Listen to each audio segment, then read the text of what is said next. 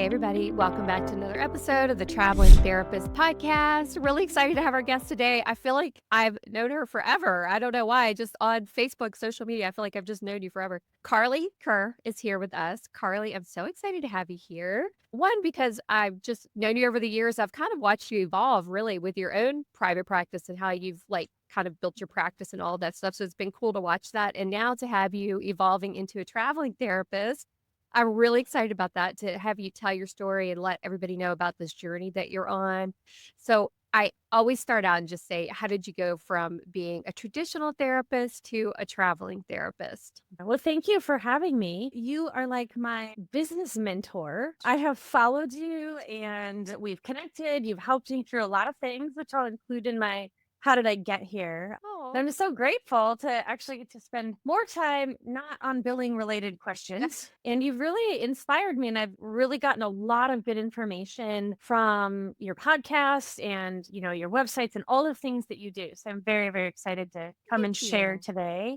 I started listening to your podcast. I've never listened to podcasts until maybe 6 months ago. And yours was the Wow. first one I turned on. And I was like, okay, I'm just going to binge this. And you have been in my ear almost daily. You're like, I know Last few everything about you. months. I know you don't like this. No, Oh just my kidding. gosh, right? And so just like listening to the different guests and where they were at in their different journeys and how they came to be into a traveling therapist. So that was really a big part of this journey for me, was just listening to people who have done it, who are doing it, and starting to realize I think I could do that. I think I want to do that. I've always wanted to travel, but I could never afford it.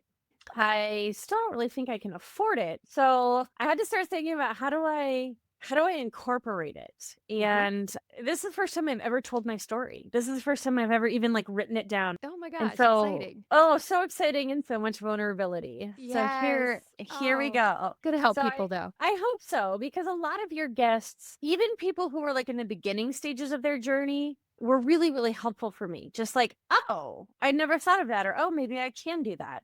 So I sat down on a beach in Portugal and I said, I'm going to write my journey. And it brought up a lot of stuff because, like I said, I've never put it all together. So my first career was elementary school teacher. I did that for about 7 years. And probably year 3, which is where most teachers quit, I said, I have to do something different. So I went to grad school, got my master's in counseling. So I was teaching kindergarten by day, doing grad school at night, basically holding on for dear life. It was such a challenge. So I graduated in 2015. I did my internship in an inpatient hospital. I started in the deep end. I started working with suicidality from day one, and then I got hired at the hospital. In fact, before my internship was even over, my mentor created a job for me and said, all right, here you go. So I started doing psychoeducation groups twice a day, 5 days a week in the inpatient units. And then it just evolved.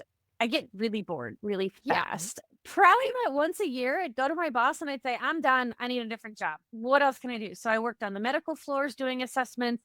I worked in the emergency department. I did intensive outpatient intakes. Then I ran my own intensive outpatient group.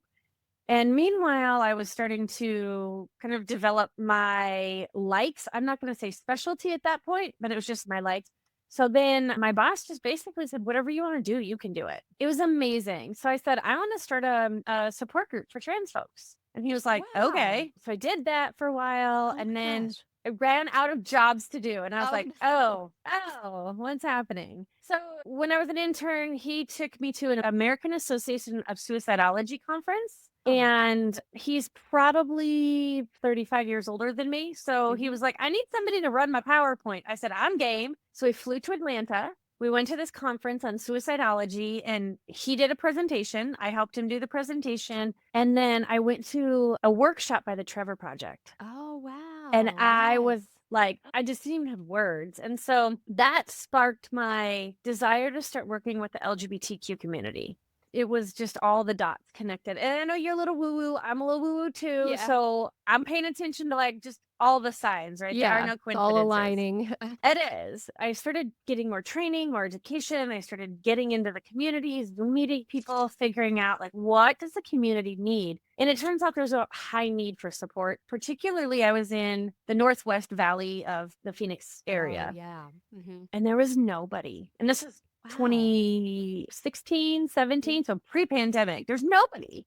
So I Yeah. went, all right, well, there's a need. I'm just going to run with it. And then joined with the University of Arizona College of Medicine, and we started doing trainings across the hospital system. My And goodness. so, yeah, so then I was like, oh, I'm training, which teaching is like in my blood. So I loved Yeah. that. And it was so much. I mean, I was probably doing at least, let's see, at least 12 trainings a month.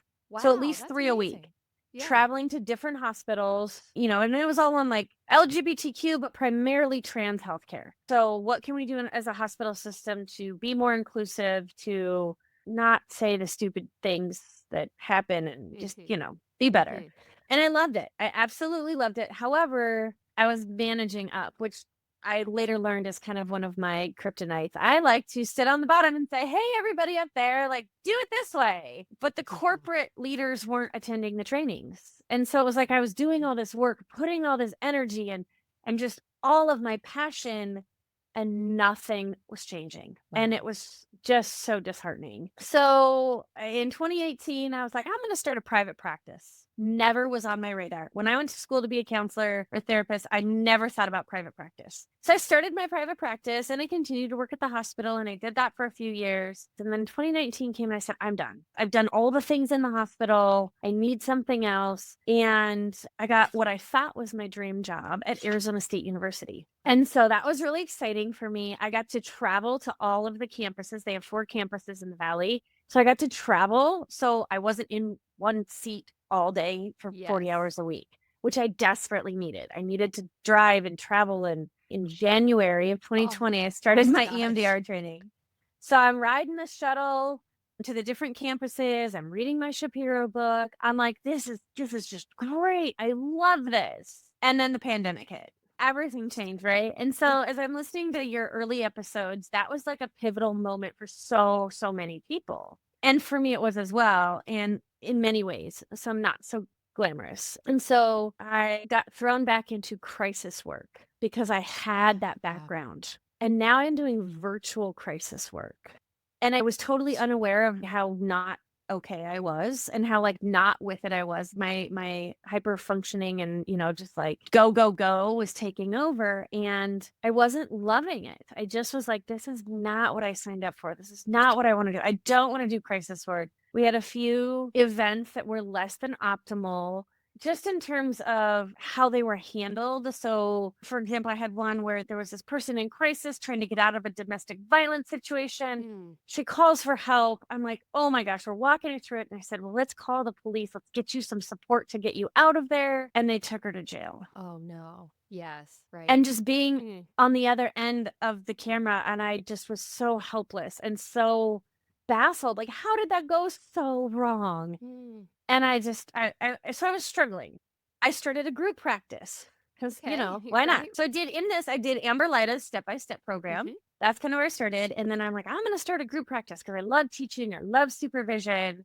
And it was in 2020. So I'm at home and, why not? Things were not clicking very well. So I'm doing this group practice and I decide, well, I want my associates to be able to take insurance. I was all private pay up to that point and I was doing well, totally stocked, no issues. Okay, let's connect with Kim Tolson. So that's where I got connected with you. I took your course, tried to do all the credentialing on my own. Needless to say, my executive dysfunction did not help the situation. And it became pretty much a disaster of epic proportions. Oh, gosh. So I tried credentialing with 2 companies, 1 to 9 months Oh, my gosh. to even Right. get credentialed. And the other Mhm. one was quick Mhm. and totally screwed everything up. And Oh my God. Story of the world of pillars. Right. Yes. And so that's when I connected with you, and you were Yeah. so gracious, like hopped on Zoom with me and were like, let me help you figure this out. And basically, by the time I got it all figured out, I was done. Like mentally, I was done. So probably November of 2020, we had a crisis call, and I'm still working at ASU, and we had a crisis call, and I was not responding. I was not participating, and my team was amazing. They were phenomenal. And afterwards, one of my dear friends, who I now just hold in such high regard, she calls me and she says, "Are you okay? That's not like you." I mean, I froze. I totally froze. And when she called and said, "That's not like you," it was like just the wave hit me. And I realized I'm not okay. So in December of 2020, I paused all my clients. I said, "Here's some referrals," right? I still had associates at the time. I said, "Here's your new supervisor." My mentor jumped in to provide supervision. I said, "I'm not going to, above all, I will make sure you get your hours. I will not be that supervisor that screws your hours up for you." Yes. And one of my associates decided to leave at that time. And then shortly thereafter, I don't even know the timeline, the second one left. And then probably shortly thereafter, Mayish, maybe the third one left. And I took a 3-month hiatus and I went to eating disorder treatment. Oh my Because gosh. turns out I had the eating disorder and I Oh. just never really paid attention to it. So it was really Gosh. big. It was a whole big gut punch of, wow, I am still producing. I am still seeing clients. I am still running a business and I am not okay. And I share this because I want people to know how easy it is for us to not know how not okay we are because we're Gosh. so focused on everybody else and trying to be successful entrepreneurs. And so I did that. And then I came back and I had no group practice anymore. It just was gone. And then I was like, well, half of my clients, no, not half, probably a quarter of my clients who were private pay, I then got credentialed with their insurance. So of course I was taking the pay cut. And I was like, damn, why did I do that? Right. Yeah. But I just said, I'm going to keep insurance. I'm going to keep taking insurance. So I signed up with Alma using your link because you have been so helpful. I tried to support where people support me. And so I've been taking Alma ever since. And as of now, like half my caseload is insurance. And just a little Alma plug. Oh my gosh, I just love not having to spend hours on the phone with Aetna crying and screaming and saying, what is happening? Like it has been a game changer. And in fact, their rate was, and I know that there's a lot of opinions about it, and I don't love the whole big tech. Right. I know it's a big deal. It is a big deal. And I can appreciate that. And I just needed that extra income. I get it. I mean, that's why Alma sponsors this podcast. I mean, they were such a good solution. You know, you'll never convince me otherwise. They're such a good solution, especially for people like with what you're talking about. So I'm glad that it helped you. Yeah, it's been great. I've not missed a paycheck. I've not had an issue. Like it has been really great. So I was trying to get my life back on track. I'm like, what do I want to do with my business? What do I want with my life? So I decide I'm gonna get pregnant. Well, that's a good idea. Right, of all things. But it's something I'd wanted to do my entire life. And I realized I was pushing 40 and my time was running. And I just said, okay. So I started the IVF process, which was not for the faint of heart. And I was so grateful that I quit ASU. Okay. So when I came back from treatment, I quit ASU. So by 2021, I was solely private practice. So big and scary. But I did it. I made the jump. And then because I was in private practice, I was able to do all of my IVF appointments. I was able to schedule my life around me. And that is for anyone out there who's like, I'm too afraid to leave the W-2 job. Like for me, the freedom, the flexibility was a game changer. It was everything. Absolutely loved it. So I was able to get pregnant. I did round 1. And then I spent 7 months just miserable. Oh no. Literally puking in between every single client. Oh And my gosh. everybody was so amazing. So my due date is March 2022. December rolls around and I keep having to go to the dang hospital. I'm like, what's wrong? Nobody really knows what's wrong. Well, what was wrong was supposed to having contractions. So all of a sudden I find myself, I was not prepared because again, executive dysfunction. I was not prepared. And so anyone that's getting pregnant, ooh, get your game plan done like early. I was literally laying in a hospital bed, typing out my notice to all clients. Here are your referrals. I'm not coming back for a while. And oh my goodness. So that was a big like, oh crap, there was no closure. There was no like, hey, I'm so sorry. I mean, it was literally like an email that just said, I'm so sorry. This is unforeseen. I'm not due for another 4 months. So I basically had to take my maternity leave before the baby was born. So he came actually in January instead of March. He came 9 weeks early and spent 7 weeks in the NICU. And probably about week 4, I had to start seeing clients again because I'd already been off for 3 months. I've got to. And no, I have not taken Jeannie Shot Miller's advice about taxes and savings. And no, I have not taken anyone's advice. Didn't do any of it. Yeah, I did all the mistakes. Literally every mistake you could make. I did all the mistakes and I'm still going strong. So if you're making all the mistakes, keep going. You'll be all right. Currently, I think I have $40 in my retirement account. So it's good. Like, well, we it's a start. started. So I had to start seeing clients. So I would see just a couple a week. And then eventually I built back up to like 10 clients a week. And then I realized, oh my gosh, I can't do this by myself. I'm a single parent. I'm trying to run a business. I'm trying to take care of, oh my gosh, what's happening? So I pack up and move to Idaho, where my parents are. So that's what brought me to Idaho. I did get licensed in Washington. So I'm now licensed in Washington. And over the last, I guess I've been here like 2 years, I've just been building up my practice again. And I'm probably roughly about 20 clients a week right now, which is my absolute max. I do definitely do better with 15 than I do with 20. So over the last 2 years, I've had more stability, but I'm still not happy. I'm still not loving life. I'm just getting the kid ready, taking him to school, seeing my clients, making dinner, pick up the kid, rinse and repeat. Enter Kim Tolson's Traveling Therapist podcast. So all of that, I look at that and I'm like, okay, things are getting easier, but I'm still not enjoying life. Yeah. I'm still not living life. So I started listening to your podcast, listening to how the pandemic really transformed people's lives and their motivation. So for me, it was the election. And the first 9 days of January, whatever it was, the first whatever part of January that was like 3 years long with all of my clients. And I just said, I got to do something different. I got to do something different. I have to, if I'm going to hold all this heaviness, all of this terror, all of this fear. Because again, I primarily work with LGBTQ clients. I have got to have some peace and serenity and joy on the other side of it. Yes. So that's where I was like, I got to do something different. I started listening to Patrick Sal's podcast and love that podcast as well. And one of the things I took from your podcast was when you talked about how does your previous trauma show up in your business? And I sat with that. And I'm like, how does my trauma? And so here's my trauma. I have to do it all myself. And I look back at all the hard things, and it was probably because I tried to do it all myself.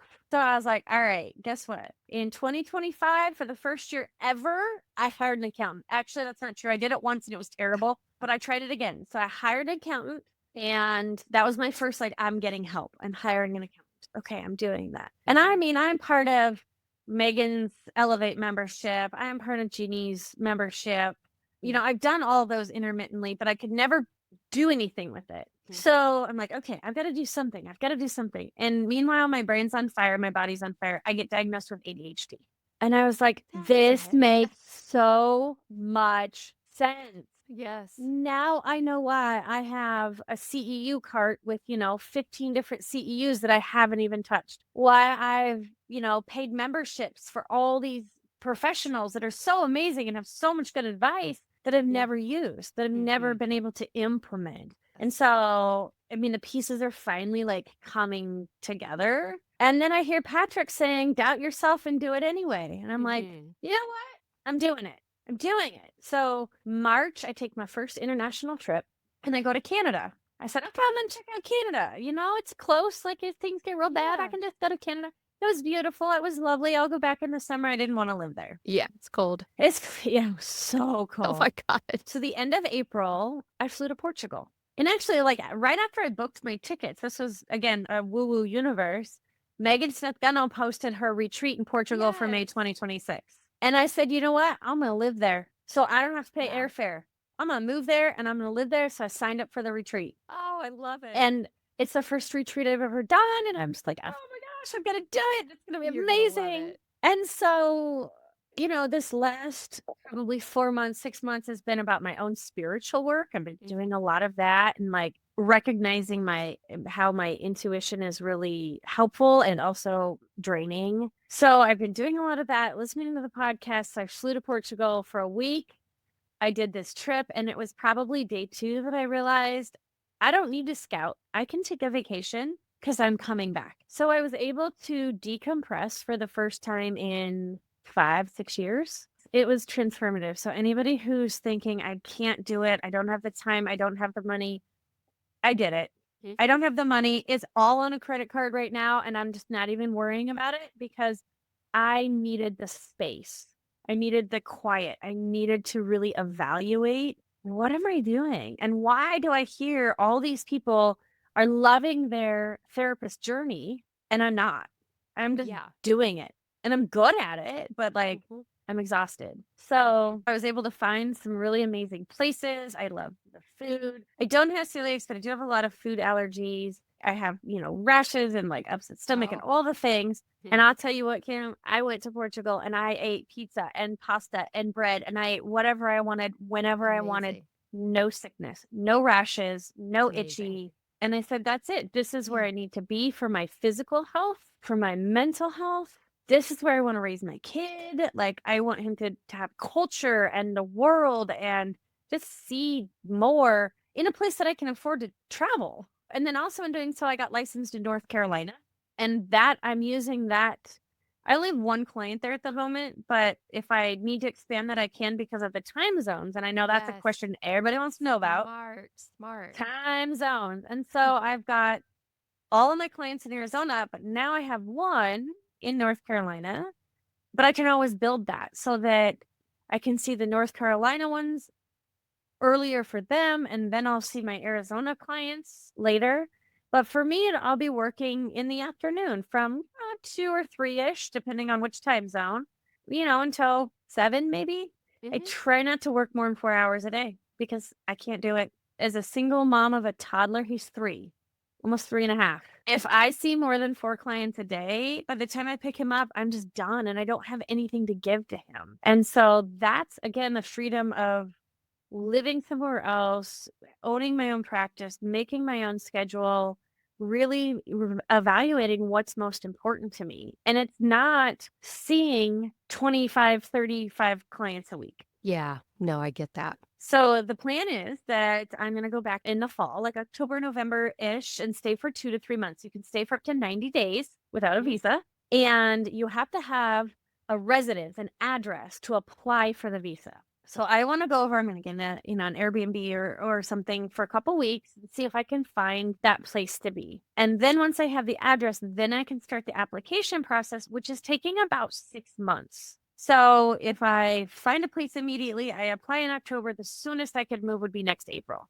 Oh, yeah. which is okay because I have an entire house so full of stuff. Yes. Every podcast that you've done with people like, how do you get rid of your stuff? I have downloaded it and listened to on Yeah. repeat. I'm like, I don't even know. Did you So it's learn going that to the take answer is time. just get rid of all of it? I know. I am almost down to that point. So one of the things I've come up with, because everyone has a different opinion. Get rid of all of Yeah. it. Only bring your sentimentals. And so what I decided to do was try and go a little more practical. So when I go in the fall, I'm going to go shopping.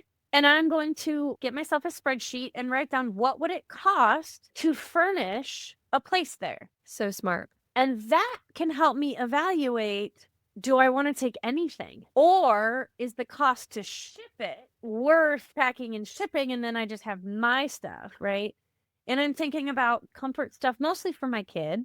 But I did this with my car. I looked it up and did all the calculations on what it would cost to ship and all the different taxes versus, and then I went and I researched buying a brand new car there. And I really thought it would make more sense to ship it. And then I realized, no, actually, it's not going to. And after driving there, oh, yeah, I got a rental car. I drove a manual for the first time in probably 25 years in a foreign country in roads that aren't even big enough to be called alleys. Yeah. Oh my gosh. There's no way I'm taking my car. I'm absolutely going to sell it and I'm going to buy one over there at some point. What it would cost, and can I find the most important thing? There's only one thing I need, Kim, and that's my bed. I have back issues. I've had them since I was 16. I need to be able to sleep comfortably or else I can't do my job. I can't be a mom. I can't function. So I may consider taking the bed and nothing else. But if I can find a comparable bed over there, I'll just get one over there. So that's my plan, is really to do more research via So shopping smart. and really dig into it, which is so different from how my entire life has been. I've been fly by the seat of my pants, just winging it. Clearly, it's led me to some challenges. So with this move, I'm really trying to be more strategic. I've never researched anything more in my life. When I Smart. started a private practice, I just did it. I Yeah. figured it out. I built the airplane in midair. Yes. Well, I've seen you posting in the group, but what do you guys do about this? What do you do about this? Like, I know you're like really researching this for sure. Yeah. I am, because I want this. This is it for me. Like, I want to be the traveling therapist. I want to go live abroad, and I want to travel around Europe and, travel the world. So I have just been researching and researching. How do I make it work? How do I, finance it? Because again, I am part of that, I don't know, $1 trillion statistic right now with credit card debt. So I'm so super excited. And every time I look at where do I start to get rid of stuff, I panic a little. But, I'm really looking forward to it. I'm really excited about something for the first time in a very long time. So how did you decide which part of Portugal? Because I know there's like lots of options. I don't even know how I would pick if I had to pick a place over there because there's so many beautiful options. Right. So I have Googled more in the last 6 months than I have in my entire life. And I have 2 master's degrees. So, like, there's a lot of Googling. For me, I need warm, right? I came from Arizona. Well, I'm originally from Washington State. Went to Arizona for the weather mostly. And I've come back to Idaho, and I'm realizing I am so impacted by the cold in the winters. I am so negatively impacted. So I said, where is the warmest part of Portugal? That's what I did. I just Googled it. I said, where's the warmest part? I know the north and Lisbon and Porto is beautiful, but it's rainier.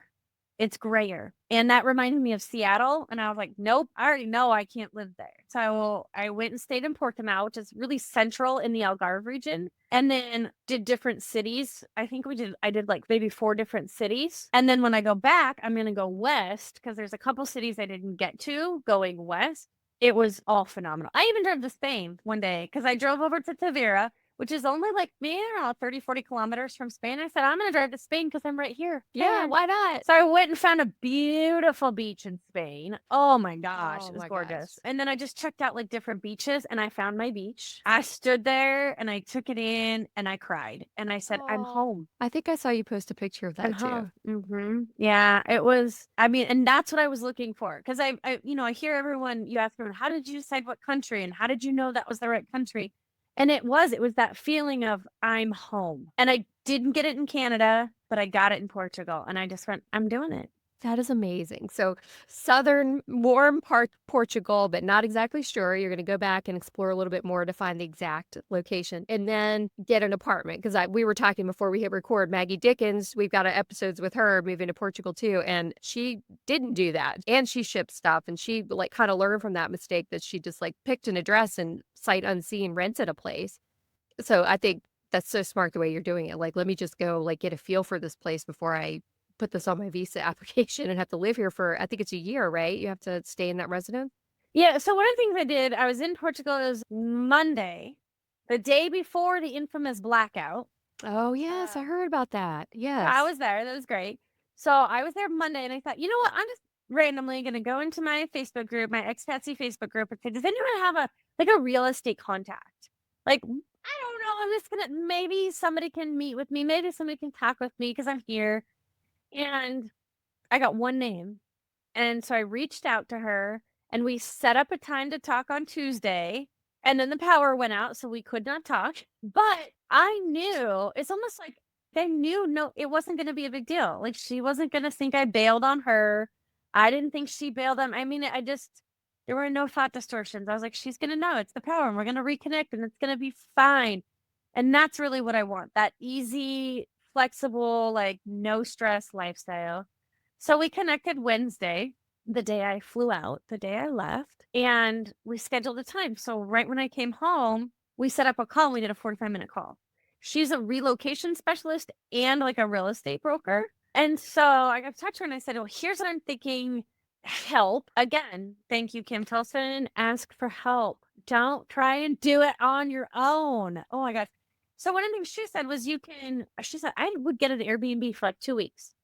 If you're going to stay for 3 months, get an Airbnb for 2 weeks, and then you come and you start looking for your 3-month rental as soon as you get here, so that you don't do sight unseen. And I was like, oh, that's really, really intelligent.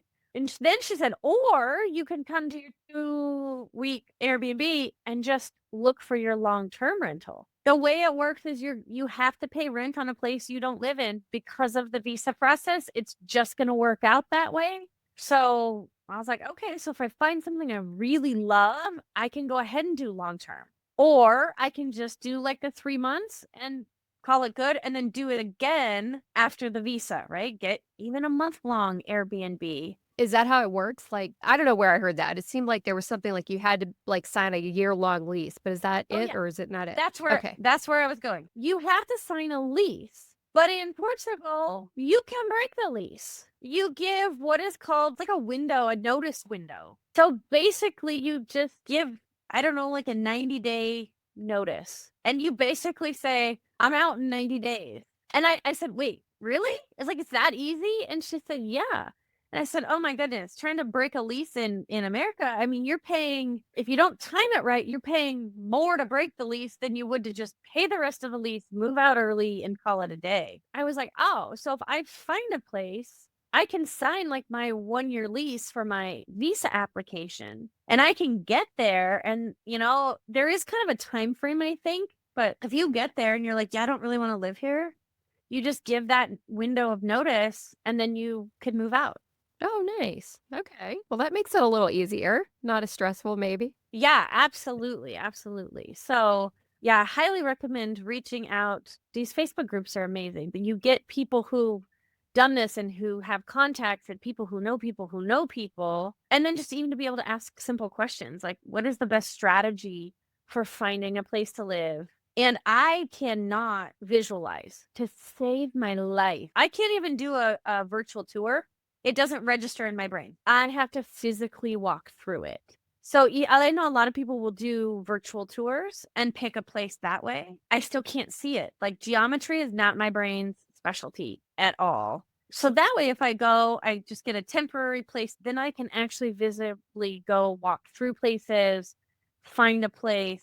And when I go back, I'll take my son with me too. So he'll get to see it and experience it. And so I'm hoping that it goes smoothly. So for the toddler, before we hit record, you quickly mentioned that your father was going too, I guess. Will he be like help with him, like when you're working and stuff? Or are you going to do like, I wonder how does daycare work? Like, how does that work? All of that. So before I was going to move to Portugal, again, I was like ready to travel. And I already became a traveling therapist and moved to Idaho. My practice is in Arizona, right? 2 different things. So I was thinking of moving to Western Washington because I need the beach. That's it. I just need the beach. Then I realized, oh yeah, I can't afford to live there. That's ridiculous. But then I was thinking, I was already set on homeschooling him.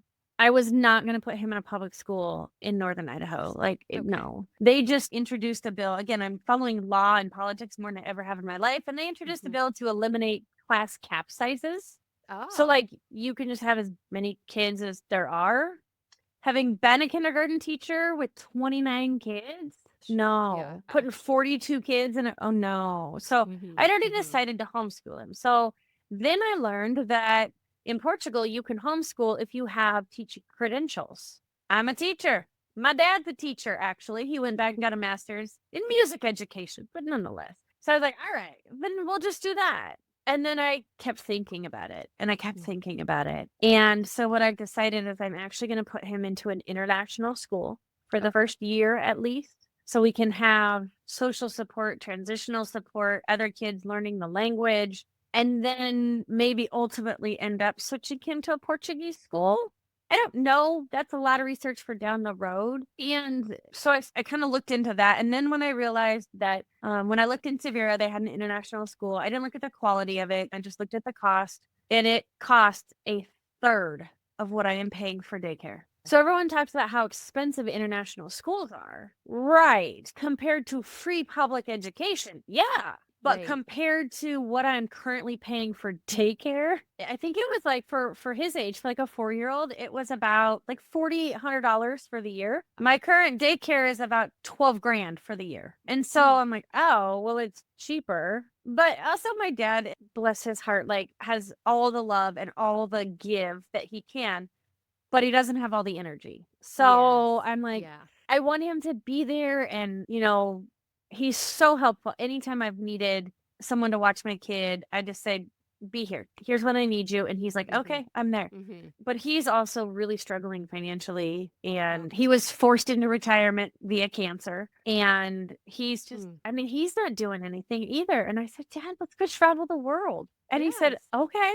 I mean, I Okay. called him and I said, hey, Dad, I have an idea. And he's like, all right. And I said, I think I'm going to move to Portugal. And he said, okay. And I said, no, I want you to come with me. And he said, okay, let's do Oh it. my gosh. So I know a lot of people don't have that with their spouses, with their families, like so much resistance. But he was like, all right. I mean, I'm not doing anything else. So that way he'll get to see some of the world. He's never had a passport, so he's never traveled. And so once we get all of his documents in line, so that's where the October idea, I don't know if that'll happen because he has to have a passport. Also, really funny story. I had a passport, just renewed it in September, held on to it for 10 years, knew where it was, just renewed it in September. I'm like, okay, cool. I'm finally going to use it. Couldn't find my freaking Oh passport, my Cam. gosh. Of course. Tore my house up one side, down the other. Couldn't find it. So what I had to do, like 5 days before I flew to Portugal, I called my dad. I said, I need you to come stay with the kid because I have to drive to Seattle Oh my tomorrow. gosh. So I got in the car. It was a 6-hour drive to Seattle. And then I stayed the night. And then I went to the passport office. I said, I need a passport. They're like, when? Today? When's your flight leave? Oh, I drove, but I need it like now. They said, okay, come back in 4 hours. Cool. I'll hang out in Seattle for 4 hours. But I walked in, they gave me a passport, and I drove home. So it was a That's very quick, amazing. intense road trip. But the problem, the biggest issue I still have is that my passport is with my son's, and I Mm. still don't know where it's at. So now Oh my gosh. but worse comes worse, I now know how to get one last minute.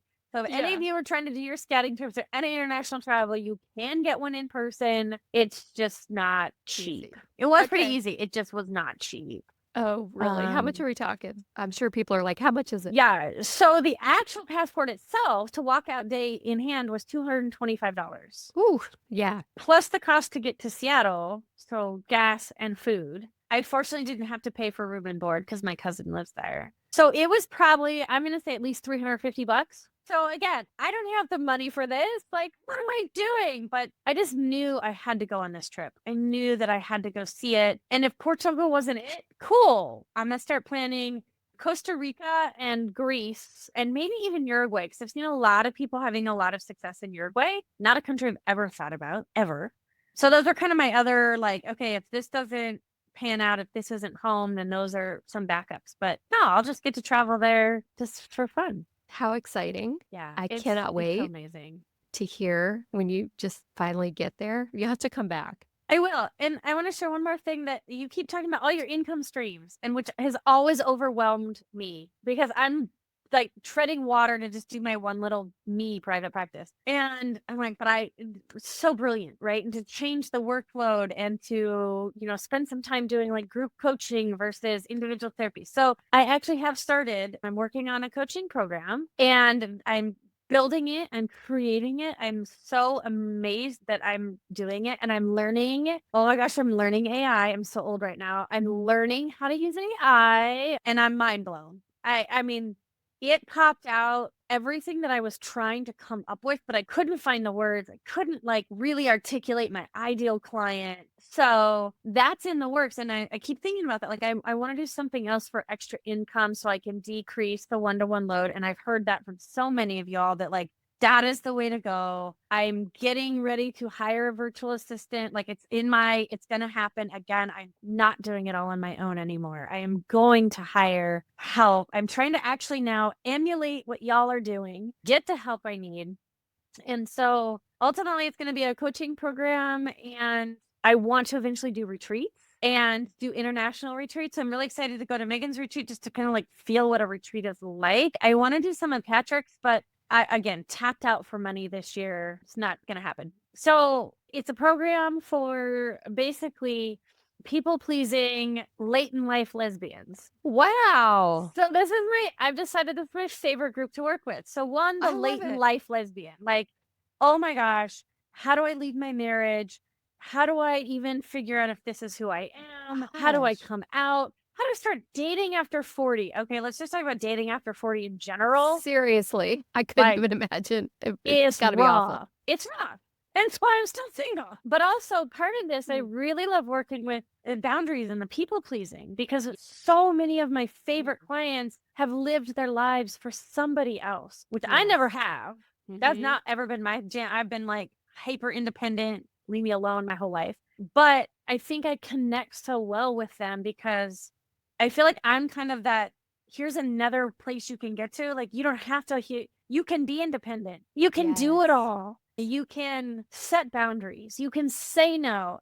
And you can create a life that you love and that works for you. And your kids are going to be okay. Your family's going to be okay. I mean, I've been working with people coming out with gender and sexuality for years now and walking the families through how do we all come out as a family, and you're okay. You're going to be okay. So that's what kind of came to me. And so I'm super excited to create this program. And eventually I want to have the program and the retreat with it. Yes.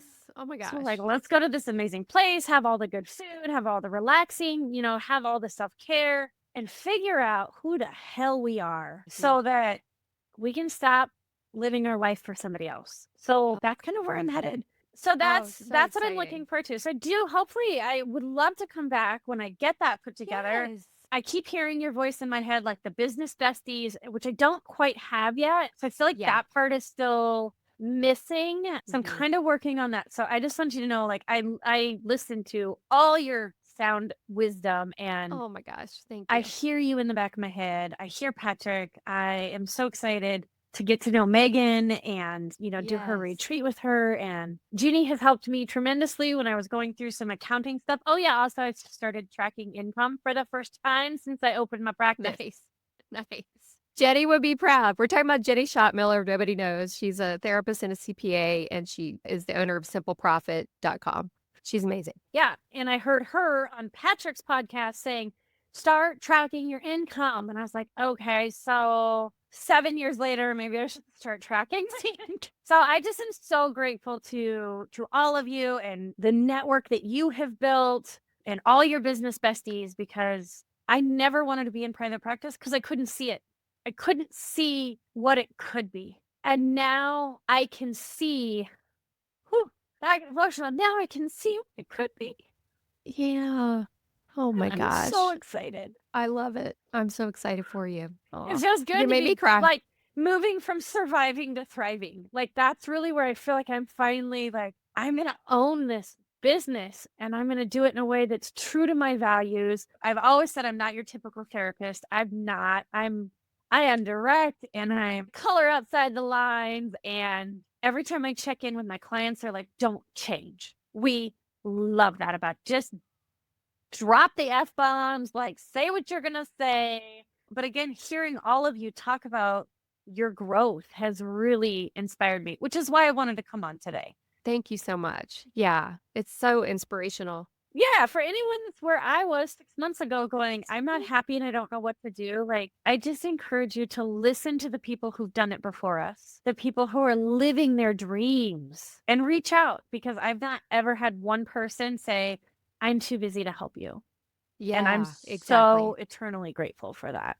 Oh my gosh, what an amazing story. Yeah. And you've been through all that, but all of us have got that story, and it gets you to that place where it all comes together. And then it's like, because of this journey, and this journey, now I've got this perfect thing that's amazing for me, Yeah. I keep seeing Amber Lighta's little feet on the beach in Florida. And I'm like, and that's from 6 years ago. I kept thinking, I want to do something on the beach, but I couldn't wrap my brain around how or what or where. And so I just became a podcast listener, and I do hope to have one at some point. I don't know if it'll be like the single mom therapy podcast, because that's a whole other ball of wax, or if it will be more in line with like my coaching program. And I don't know. It's such a good niche. I've never even heard people talk about that niche really much. So you hear about programs out there and stuff. It's just awesome. Yeah. Well, thank you. I look forward to it. And I hope when I come back, I can share a plethora of progress and,